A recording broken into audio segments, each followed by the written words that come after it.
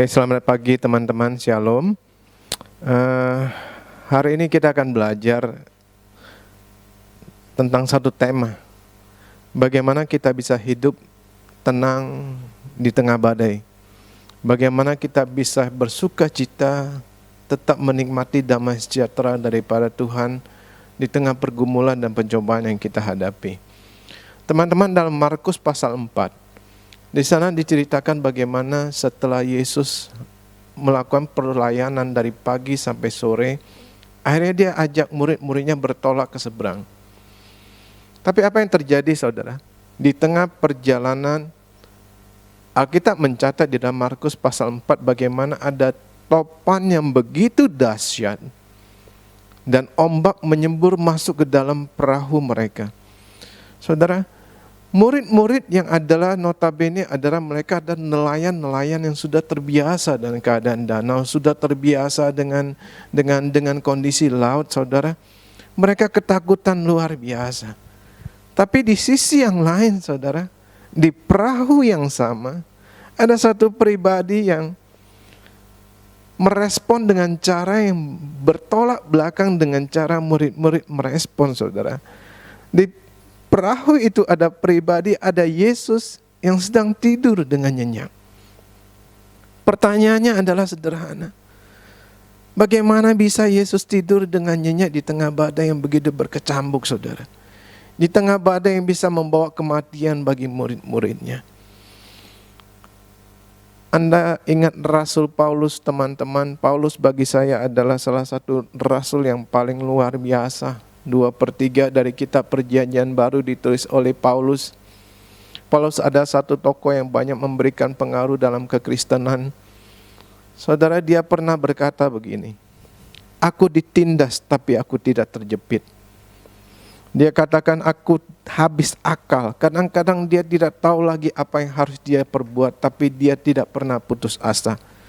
Dia bahkan dianiaya, tapi dia bilang, "Aku tidak pernah merasa ditinggalkan sendirian. Aku dihempaskan, tetapi aku tidak binasa." Bukan hanya itu, Paulus katakan di dalam 2 Korintus pasal 11, dia katakan, "Untuk Injil aku berkata-kata seperti orang gila, lebih daripada yang lain," saudara. Dia katakan, "Aku lebih banyak berjerih lelah, lebih sering di penjara, didera kadang-kadang di luar batas kemampuanku." Saudara, dia disesal 5 kali oleh orang Yahudi. Setiap sesahan dia dicambuk 39 kali, saudara. 3 kali dia didera, 1 kali dia dilempari batu, saudara. Orang-orang yang melempari batu itu berhenti melempari dia dengan batu karena mereka mengira Paulus mati, saudara. Dia 3 kali mengalami karam kapal. Dia terkatung-katung di tengah laut. Bahkan dia katakan, "Aku sering bekerja berat sampai tidak tidur.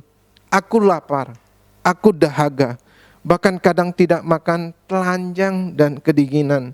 Belum lagi untuk keperluanku sendiri, termasuk memelihara jemaat yang Tuhan percayakan kepada dia." Tapi ada satu kalimat, saudara. Ada satu kalimat yang membuat saya merenung, ada satu kalimat yang membuat saya berpikir, ada satu kalimat yang membuat saya dalam tanda petik agak merinding, saudara. Dia katakan begini, "Kalaupun aku harus bermegah, kalaupun aku harus bangga, aku akan bangga atas segala kelemahan-kelemahanku. Aku akan bangga atas segala yang sudah terjadi dalam hidupku, segala kesusahan yang dia alami." Dia bahkan katakan, "Kristus menjadi saksiku." Saudara, waktu dia ada di Filipi, teman-teman, bersama dengan Silas, dia mengusir roh jahat dari seorang perempuan, ahli tenun, teman-teman.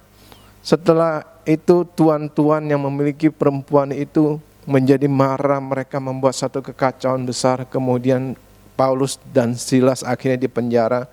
Sebelum dipenjara, Alkitab mencatat baju mereka dikoyakan. Kemudian mereka dihajar, mereka didera berkali-kali, saudara. Dan mereka ditempatkan di penjara yang paling tengah, paling dengan maksimum security-nya, saudara. Tapi luar biasanya Alkitab mencatat apa? Mereka di tengah penjara, mereka berdoa dan bernyanyi. Pertanyaannya sederhana teman-teman. Bagaimana mereka bisa begitu tenang, bagaimana mereka bisa tetap bersyukur, bagaimana mereka bisa tetap memuji Tuhan di tengah pergumulan, di tengah badai hidup, di tengah pencobaan, di tengah segala sesuatu yang sangat-sangat tidak mengenakan. Ini akan kita pelajari hari-hari ini teman-teman. Beberapa hari yang lalu saudara, saya pulang dari Cibubur. Dalam perjalanan pulang dari Cibubur, saudara, tiba-tiba saya begitu cemas, saya begitu takut. Ada sesuatu yang mendadak tiba-tiba, saudara, ada satu kecemasan, saudara. Saya panik dan cemas. Asam lambung saya naik. Akhirnya saya begitu mual, saudara. Begitu sampai rumah, saya sudah tidak tahan lagi. Saya jalan dari sempoyongan. Kemudian saya panggil teman saya bawa saya ke dokter. Kemudian saya disuntik. Saya pulang, tetap saja saya nggak bisa tidur teman-teman. Akhirnya saya perlu minum obat tidur. Saya minum obat tidur, kemudian saya tidur. Jam 3, jam 2, jam 3 saya terbangun lagi, saya mau tidur nggak bisa lagi, saya minum lagi obat tidur saudara. Ini pertama kali terjadi dalam hidup saya kondisi seperti ini. Ada satu kepanikan, ada satu kecemasan yang begitu luar biasa teman-teman. Jadi kalau hari ini saya bisa berdiri di sini, saya yang katakan semua karena anugerah. Semua karena kasih karunia, semua karena kekuatan Tuhan.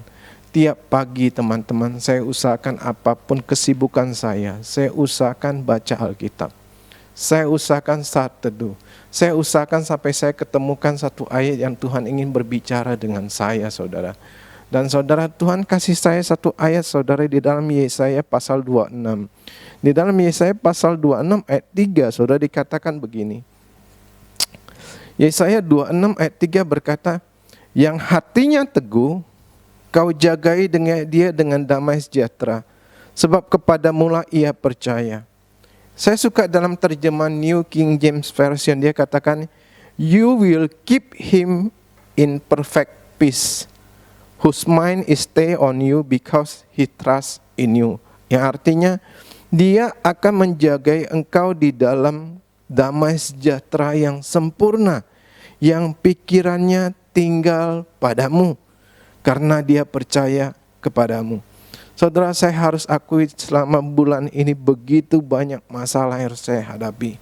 Begitu banyak pergumulan, mulai dari pekerjaan, mulai dari karyawan, mulai dari masalah keluarga, begitu banyak yang harus saya handle, saudara. Dan kadang-kadang ada solusinya, kadang-kadang nggak ada solusinya. Jadi pikiran ini, saudara, kadang-kadang tanpa saya sadari saya lupa Tuhan. Maka saat itu terjadi maka itulah yang menyebabkan kenapa beberapa hari yang lalu saya dilanda satu kecemasan yang begitu luar biasa. Tuhan kasih saya ayat ini, saudara. Tuhan menguatkan saya dengan ayat ini. Pikiranmu harus dipenuhi dengan Tuhan. Pikiranmu harus ada padaku. Pikiranmu jangan dipenuhi dengan masalah-masalah lain. Pikiranmu harus dipenuhi dengan Tuhan, saudara. Saudara, sampai-sampai ada karyawan pabrik yang saya dengar, saudara, mereka tidak bisa makan karena nasi berasnya habis. Sampai ada karyawan pabrik yang harus mulung demi mereka bisa makan, walaupun makan sehari hanya sekali, saudara.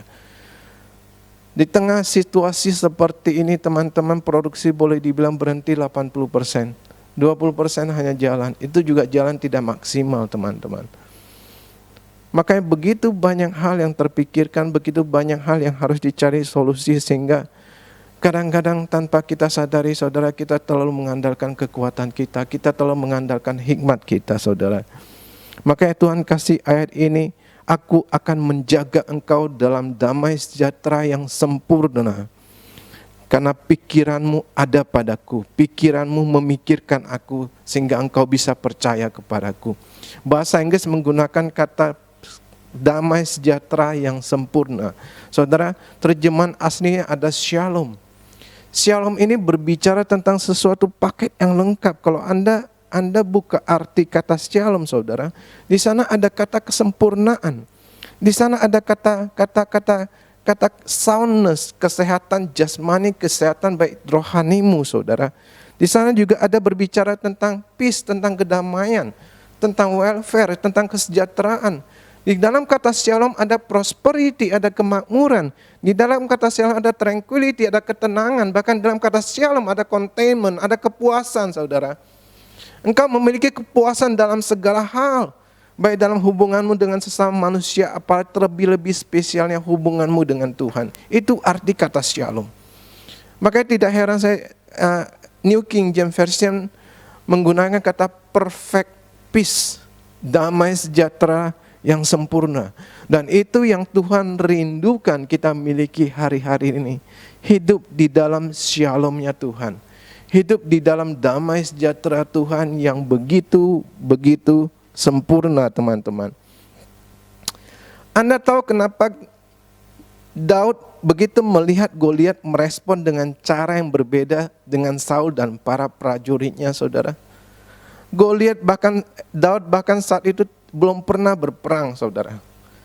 Daud saat itu tidak punya senjata, tidak punya apa-apa, teman-teman. Berbeda dengan Saul. Dia sudah menjadi raja, berbeda dengan prajurit-prajurit lain yang sudah terlibat dalam peperangan. Tapi begitu mereka melihat Goliat, mereka merespon dengan cara yang bertolak belakang, saudara.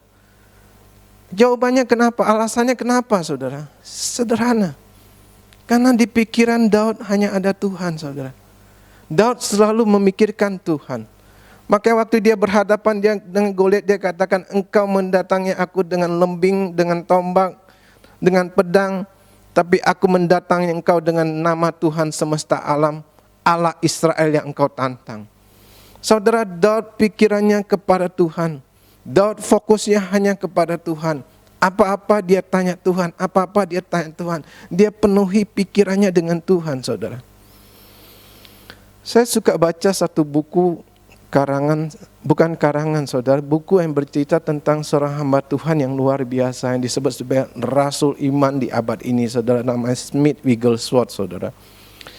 Smith Wigglesworth ini begitu luar biasa, dia bukan full timer, saudara. Dia seorang pekerja tukang ledeng, teman-teman. Dia bahkan tidak bisa baca tulis. Dia hanya bisa baca tulis saat dia setelah menikah, istrinya mengajarkan dia baca tulis, saudara. Dan sejak dia bisa membaca, saudara, dia tidak pernah membaca buku apapun selain Alkitab. Dan dia sering tantang orang, saudara, kalau ketemu orang, dia sering katakan begini. Kalau engkau bisa menemukan aku satu hari saja, satu detik saja, kapanpun, dimanapun. Kalau engkau bisa menemukan aku tidak bawa Alkitab, aku akan kasih engkau 5 pounds. 5 pound sterling itu lebih kurang sekarang mungkin sekitar nggak sampai 100.000 lah. Tapi angkat itu lumayan besar, saudara. Dia meninggal tahun 1947 pada usia 87 tahun dalam keadaan sehat, saudara. Smith Wigglesworth dia ada salah satu rasul iman yang dikatakan Elia modern, saudara. Dia itu orangnya keras, saudara. Waktu dia berbicara dia keras, saudara. Tapi Anda tahu bagaimana pelayanan dia, saudara? Begitu banyak kesembuhan, begitu banyak mujizat. Jangankan yang kanker, yang sakit biasa, saudara, dia bangkitkan puluhan orang dari kematian, saudara. Dia baca hanya satu, saudara. Kalau ada orang mau masuk rumah dia, mau kasih dia buku, dia bilang, taruh di depan. Bahkan ada seorang temannya, saudara, pernah membaca sebuah buku dan buku itu sangat memberkati dia, saudara. Temannya ini juga seorang pengkhotbah. Kemudian dia mau kasih kepada Wigglesworth. Smith katakan begini, kasih ke menantu saya. Saya tidak pernah baca yang lain selain Alkitab. Setiap saat, setiap waktu, apapun kondisi, dimanapun dia berada, dia bawa Alkitab.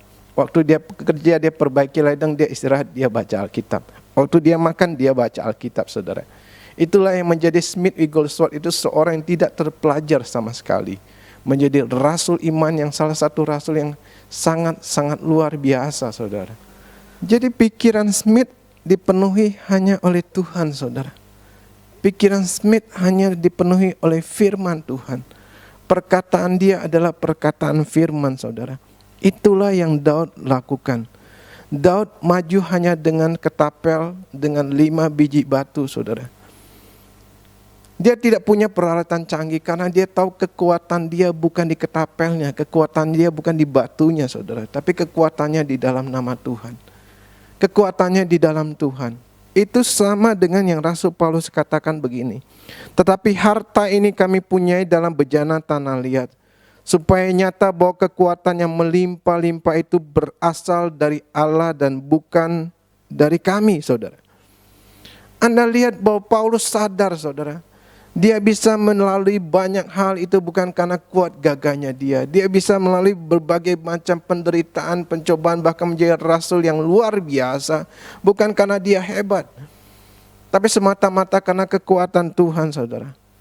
Dan Anda tahu, begitu mereka bernyanyi, kalau Anda baca di dalam kitab Kisah Rasul pasal 16, saudara. Waktu mereka bernyanyi di ayat 26 dikatakan begini. Ayat 25 saya bacakan. Tetapi kira-kira tengah malam Paulus dan Silas berdoa dan menyanyikan puji-pujian kepada Allah, dan orang hukuman lain mendengarkan mereka. Akan tetapi terjadilah gempa bumi yang hebat, sehingga sendi-sendi penjara itu goyah, dan seketika itu terbukalah semua pintu dan terlepaslah belenggu mereka semua, saudara. Saya percaya ini yang terjadi. Kalau hari-hari pikiran kita bisa fokus kepada Tuhan, kalau hari-hari ini pikiran kita bisa dipenuhi dengan Tuhan, kita akan bisa berjalan di tengah pencobaan, di tengah pergumulan, di tengah badai dengan damai sejahtera dari Tuhan. Saya percaya, saudara, tembok apapun, tembok ketakutan yang mengelilingi engkau akan dihancurkan, saudara. Tembok kekhawatiran apapun yang engkau takutkan hari-hari akan dihancurkan. Belenggu-belenggu yang mengikat engkau hari-hari akan Tuhan patahkan, saudara. Bukan hanya itu, pintu-pintu yang tertutup Tuhan akan bukakan, saudara. Dan saya percaya, saudara, di tengah krisis ini Tuhan sedang membukakan pintu bagi saya untuk satu usaha baru. Saya tahu Tuhan sedang merancangkan sesuatu yang besar, saudara. Oleh karena itu mari kita berjalan, mari kita belajar, mari kita belajar untuk fokus dan mengisi pikiran kita hanya dengan Tuhan, saudara. Ada kalanya saya juga terlalu sibuk, saudara. Saya terlalu sibuk, bahkan saat saya sakit baru sering kali saya berpikir, kenapa saya mengejar sesuatu yang sebenarnya ada di dalam Tuhan? Kenapa saya begitu mengejar sesuatu yang semuanya Tuhan sudah berikan? Dengan kekuatan saya dapat hanya kekuatan saya mendapatkan hasil manusia. Tapi kalau saya waktu belajar mengandalkan Tuhan, saya akan mendapatkan sesuatu dengan hasilnya Tuhan, dengan caranya Tuhan yang luar biasa. Kalau hasilnya Tuhan itu pasti maksimal dan pasti luar biasa.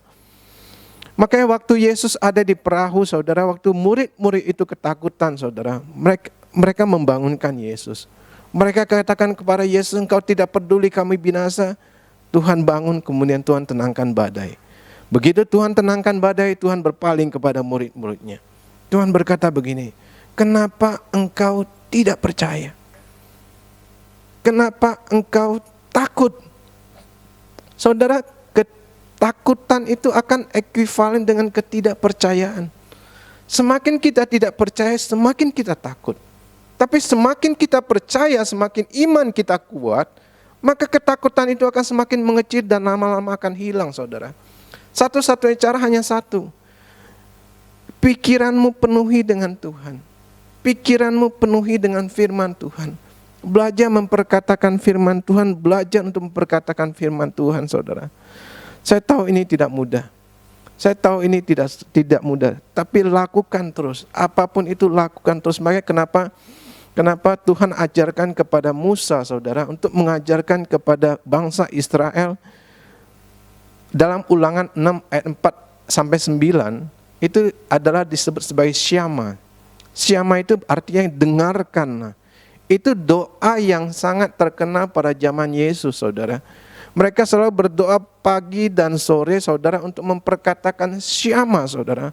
Syama itu doa yang mereka terus ingatkan. Bahkan Tuhan mau Musa ajarkan kepada bangsa Israel supaya diajarkan kepada anak-anaknya setiap hari, setiap saat, dimanapun mereka berada, apapun yang mereka kerjakan, kondisi apapun, mereka harus ajarkan doa yang Tuhan berikan kepada Musa. Apa doa itu, saudara?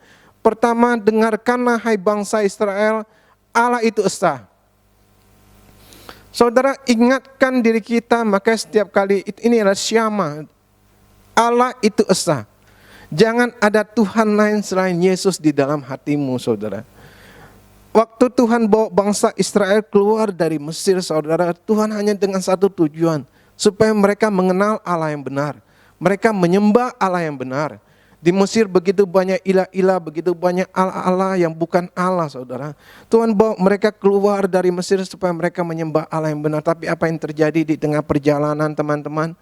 Mereka ganti Tuhan dengan Mamon. Mereka kumpulkan emas, mereka kumpulkan segala sesuatu, mereka buat anak lembu emas, saudara.